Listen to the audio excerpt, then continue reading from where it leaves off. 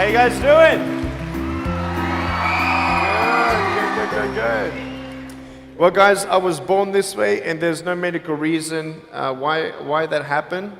My brother and my sister were born with arms and legs, and sometimes in life, things happen that don't make sense. My doctors never thought that I'd be able to walk, and today, I'm walking. I'm from Australia. Anybody one day want to go to Australia? It's such a cool place. And I now live in LA. I'm a Southern California boy. So I only live about 4 hours from here. And today I'm going to tell you, man, I love freaking people out. One day I'm in a car. I'm in the front seat. I'm not driving, of course. Can you imagine if I'm driving a car? They reckon they can put a joystick, that thing that controls my wheelchair, we can put that in a car. Like, how fully sick is that? Like, imagine if I get pulled over by the cops. Can I have your driver's license, please? Yeah, but it's over there, you're gonna have to get it. Imagine if I'm in big trouble. Put your hands up! Get out of your car!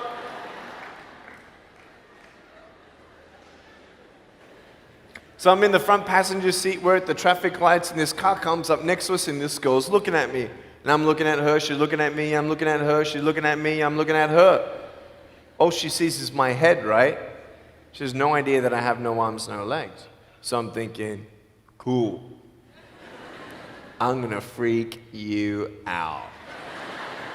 So I get the seatbelt in my mouth, and I loosen it like this, so then I can freely move. And she's looking at me like, why are you eating your seatbelt? So I pull it, the belt is loose, I can move. Now she's looking at me, full 100% attention and focus. Now just imagine all you see is my head, all right? You might want to put up your hand up to your face to cut off the rest of my body, all right? So you can really see the effect. So just, that's it, exactly. Here we go, ready? I just did this.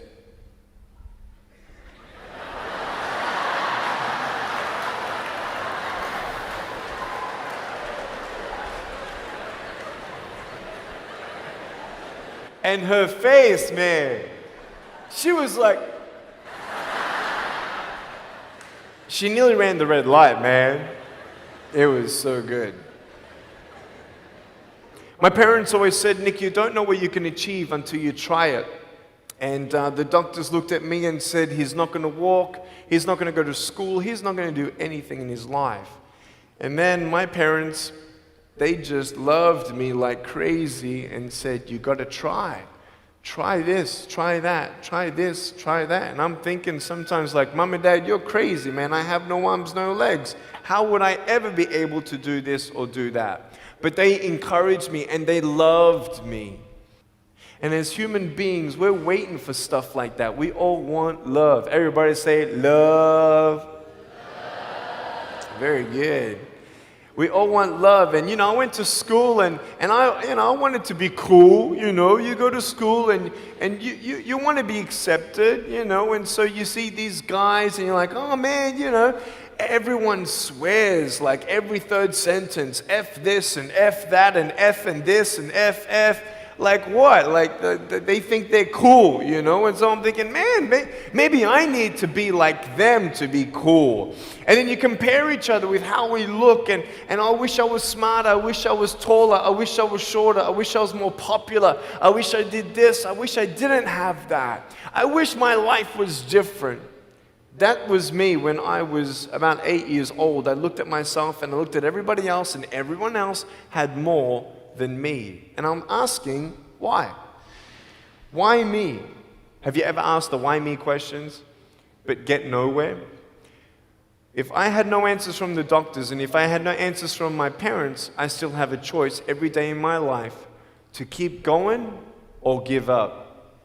You see this book up here? This is my favorite book in the whole wide world. This is my favorite book, the Bible. And here I am.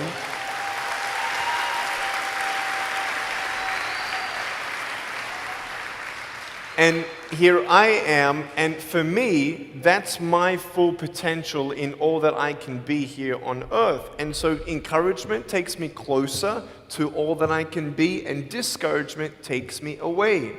You see, it only takes 3 seconds for someone to tease me when I was at school and just say, you're ugly. Yeah, you can't do this and you can't do that. And some of you thinking like, man, seriously? You had kids picking on you? Like, how heartless are those kids? Picking on me with no limbs, like, you would probably say, well, I'm not that bad. I wouldn't pick on a kid with no limbs. But why would you pick on anyone? Well, because it's fun. It's just culture. Okay, we'll get to that. But for me facing all that stuff, I'm getting these seeds. Everybody say seeds. S-E-E-D-S, seeds. Have you seen the pictures of the sequoia reds up here in California? These huge trees. Like some of the trunks could be as nearly big as this room. I've seen those photos where they've actually dug out a tunnel in a trunk of a tree. You can drive a full-size SUV right through it. That all started with a little seed. If you leave a seed of lies in your heart and in your mind and you don't know the truth, if you don't know the truth, you will die with the lie. I started dying because I started believing what I was told. I want you to know the 3 things that I needed to come to in my life is the truth of my value, the truth of my purpose, and the truth of my destiny. I want you to know something. In our mind, we put ourselves down all the time. I want to ask you today, do you think I'm cool enough to be your friend? But I don't swear, I don't use the F-bomb. Am I still cool enough to be your friend? But I don't tease people. Am I still cool enough to be your friend? But I have no arms, no legs. Seriously.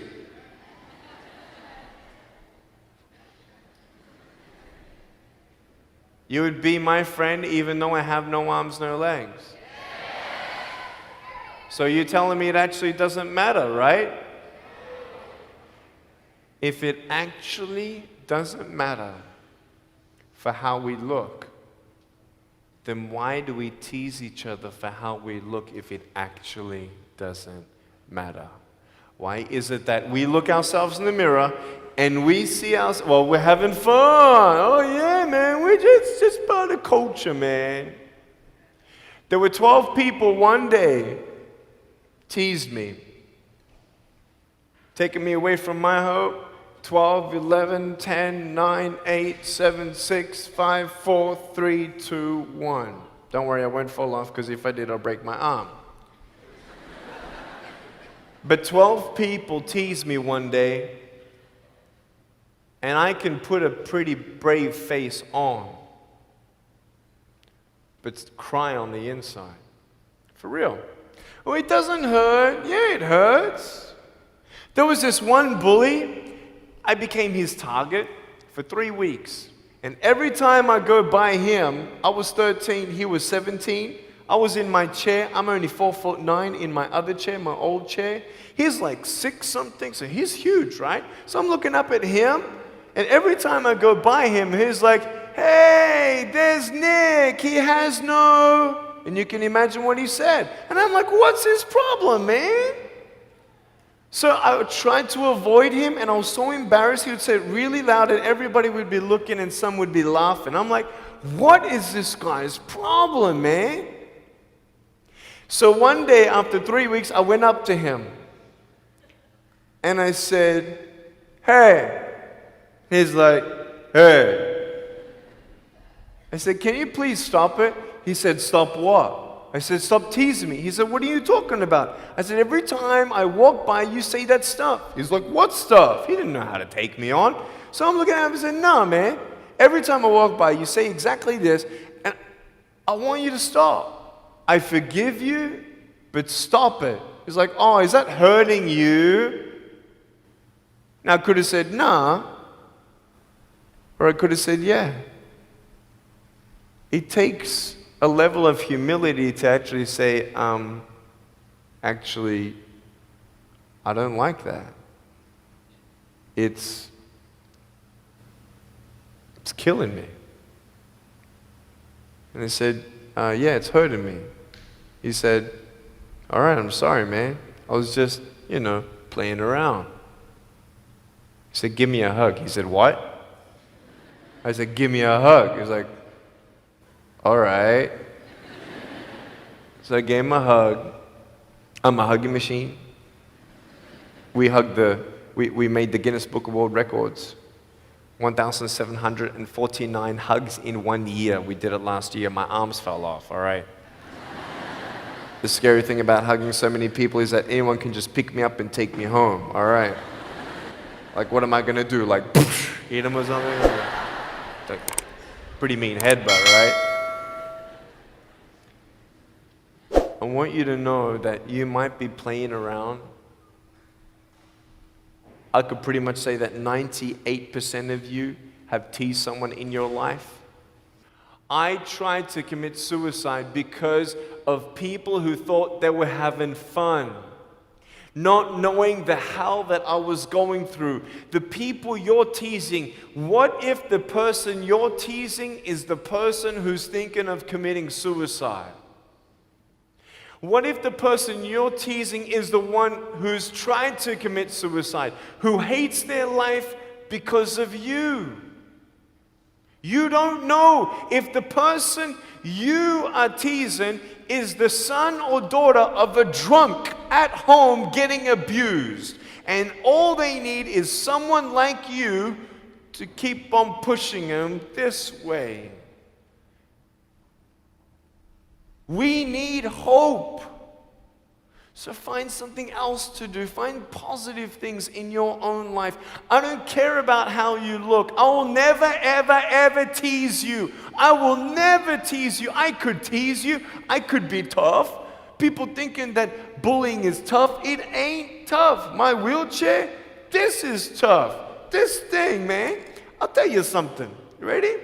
This wheelchair. This thing's so tough. When my friend built this for me, he said, you're gonna love it. I said, what, does it go fast? He said, no, but it's tough. And I said, well, what do you mean? He said, you'll find out. The torque in these motors at the bottom, at the back, this thing, if someone's holding it, I'm telling you, it can go 90 degrees. I went 80 degrees up. All right? Someone's holding me to make sure I don't tip back. My wife, she loves shopping with me because she just jumps on the back and we go shopping. Like, she just shops and shops because she doesn't drop, right? We just go and do it. It's fun. Now, what I tried one day to do, you'll never believe me, maybe you will, just know that every word that comes out of my mouth is not an exaggeration. One day, I needed to move a car. So I got my wife to put my car, my 66 Chevelle, in neutral. It's a 2.5-ton car, and I backed it back with this thing. Just like this, like nothing. This thing is tough. Guess what? The definition of tough means it's strong. To show your strength, you need to do something that's difficult. I would sound so stupid if I said, hey guys, I got a Matchbox car one day and I got some fishing line and I towed that Matchbox car all around all day. How tough is my BMW? That's stupid. That's the same thing with bullying. You think you're tough? You're trying to show your strength? That's not your strength. Let me come back in 10 years and let me get your anyone have a 3-year-old nephew? Anybody have a 3-year-old nephew? Cool, put your hands down. I will get any one of your 3-year-old nephews, bring them tomorrow night at where I'm speaking, and we're going to put him up on stage, and let me show you how tough I am. We'll get your 3-year-old nephew, and we'll put him up here on the table, and let me tease him. Let me show you how tough I am. That's what you are. I could pick on you, you biggest bullies. I could pick on anything you like. Any singer, Any music that you like, I could tease you. I could tease your family. I could tease your friends. I could tease about the movies that you think are really cool. I could tease anything about you. I could tease you about your nose, your eyes, your teeth, your chin, your hair, your ears, your elbows, your knees, your whatever, man. I can tease you about anything. It ain't hard, just like you can tease me. You want to know what tough is? Go to the people you teased and say sorry. You want to know what tough is? Go up to the people who still tease you and say, hey, stop it. I forgive you, but please stop it. That's tough. I want you to know something, the truth of who you are. I don't care what job you get. I don't care. I don't care how smart you are, everyone. I don't care. I don't care. I love you and I believe in you. I don't care if you end up being a janitor in this school. I'll tell you why. Because the janitor in my high school inspired me to be a speaker. He changed my life. He said, you should be a speaker. You know what I said? You're crazy. He said, no, really, you need to be a speaker. I said, stop it, man. 4 months later, he twisted my arm, and I said, yes. I spoke in front of 10 people, then another 10, then another 10, then I found myself in front of 300 sophomore students. And 3 minutes into my speech, half the girls were crying, and one girl in the middle of the room started weeping, and she put up her hand and she said, I'm so sorry, can I come up there and give you a hug? And in front of everybody, she came up and she hugged me and she cried on my shoulder and she whispered in this ear, thank you, thank you, thank you. No one's ever told me that they love me. No one's ever told me that I'm beautiful the way that I am. It was because my parents told me that I was beautiful that I'm still here. Some of you don't have those parents, and that's why I'm here. I love you, and you're beautiful just the way you are. Never, ever give up.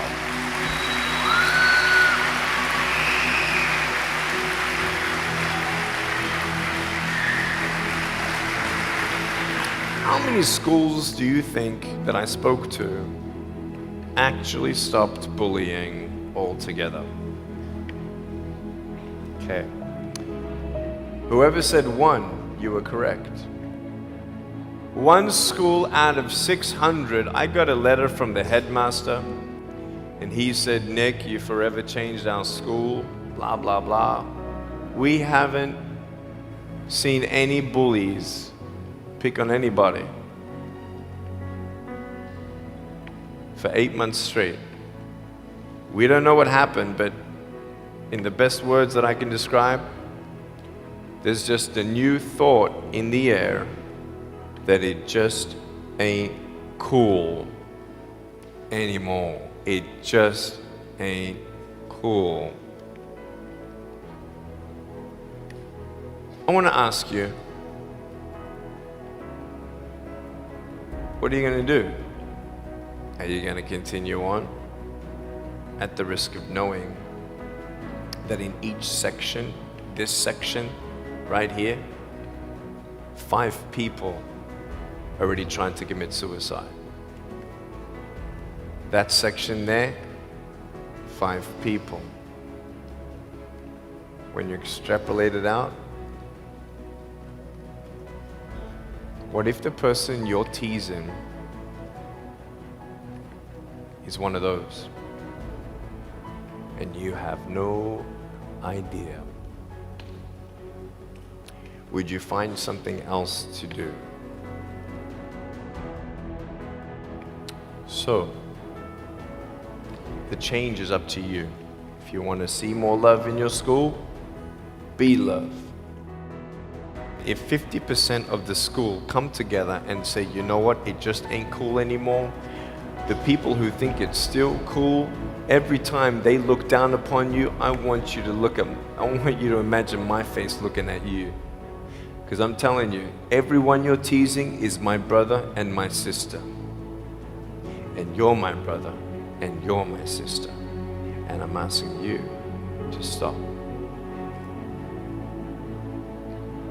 Love yourself a bit more. Love each other a lot more.